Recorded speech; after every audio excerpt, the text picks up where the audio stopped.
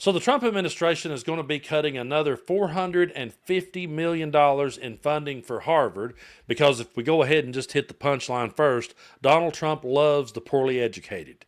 And the reason why that Donald Trump and this administration and why MAGA has assaulted and demonized education so much is because if people actually were to grow up and get a good education and learn that everything they were ever taught growing up by their bigoted uncles and their bigoted ministers, they would realize that they had been duped and they would walk away from MAGA forever. And so I really believe what the country singer Sturgill Simpson said when he said this is an age coming to an end. They're kicking and screaming as hard as they possibly can, and they're scared to death of anyone getting an education because, let's face it, the only reason why that he's cutting funding from Harvard is because he disagrees with them and he doesn't want anything to be taught that doesn't go right along with his white nationalist agenda. That's just the brutal truth.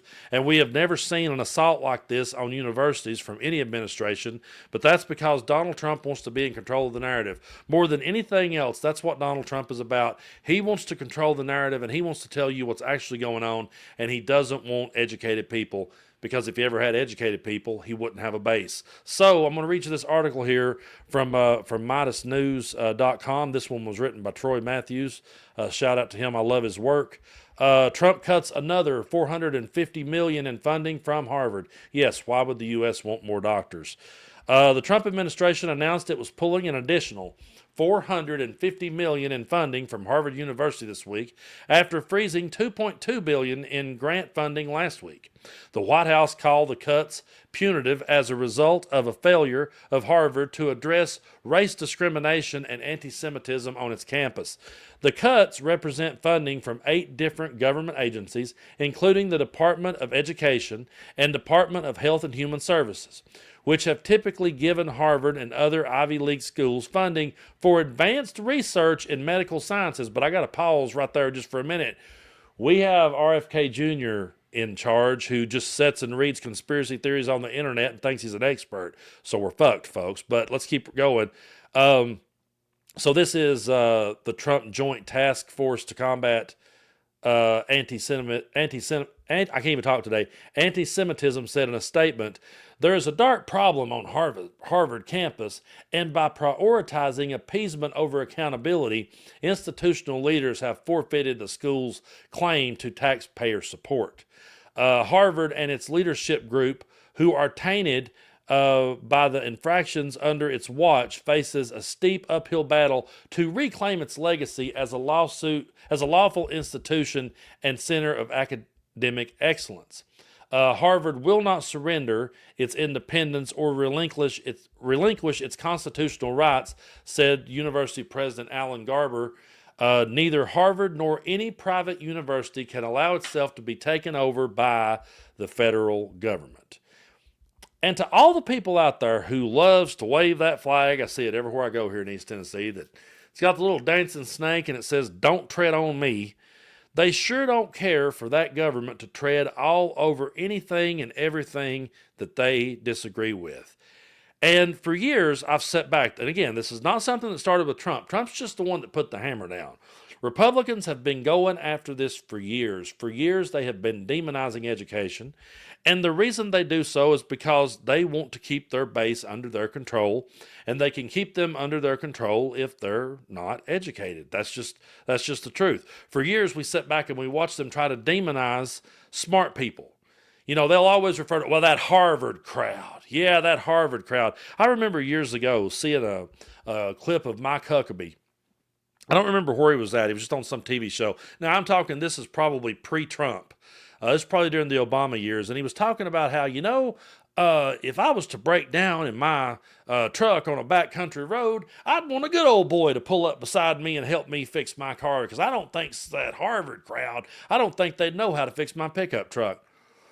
And I was sitting there and I was thinking, okay, dude, yeah, if you're on a backcountry road here in East Tennessee and you get stuck in a ditch, there are plenty of good old boys that could help you out of that. They absolutely can. And they'll go out of their way to do it.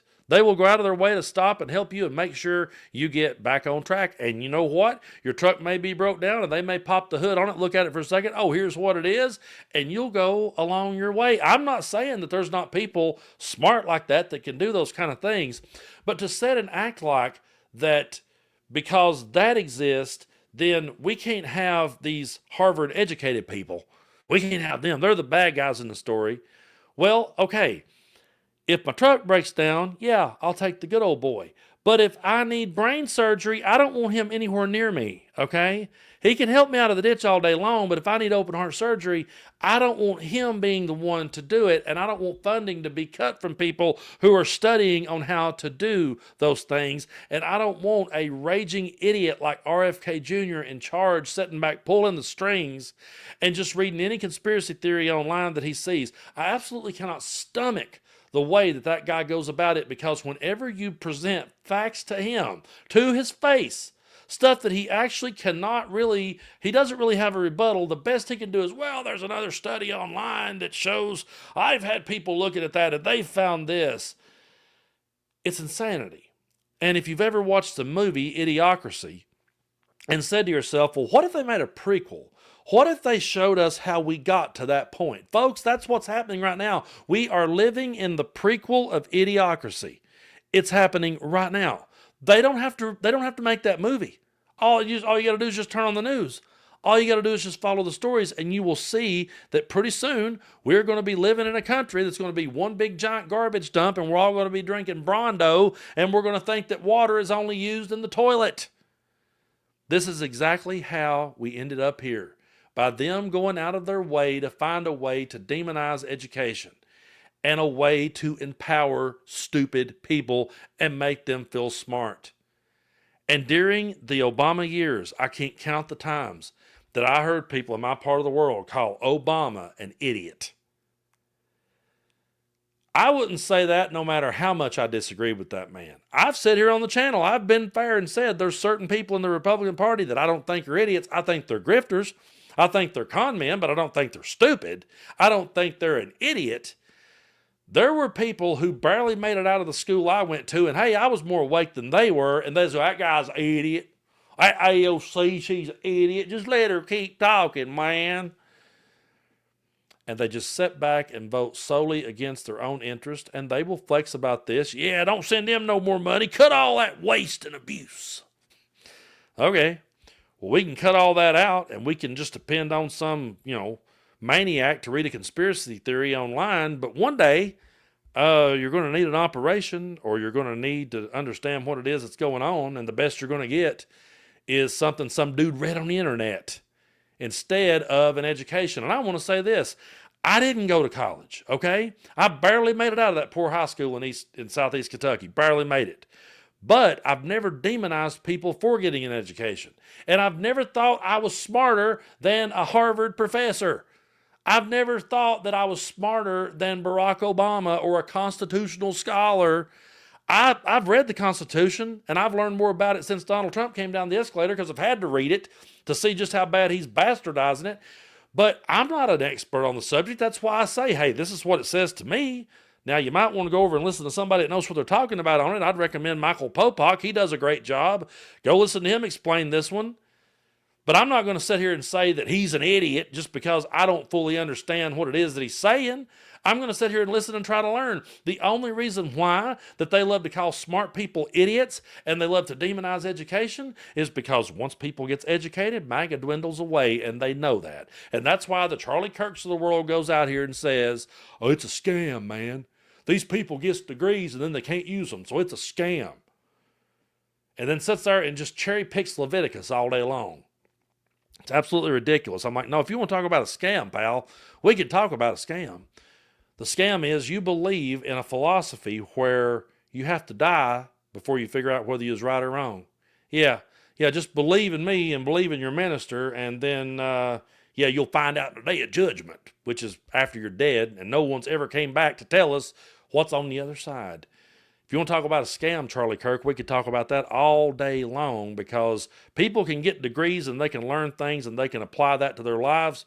But what you're giving people is a bunch of false hope that one day the only way they're going to figure out if that's right or not is to take their last breath. That's pretty damn insane to me. And so is cutting funding from a school because you disagree with it. This is straight up authoritarian. This is straight up out of North Korea. I'm not being hyperbolic. I'm just trying to raise awareness on these things. We have Vince McMahon's wife in charge of the Department of Education. So yes, this is the prequel to Idiocracy, folks.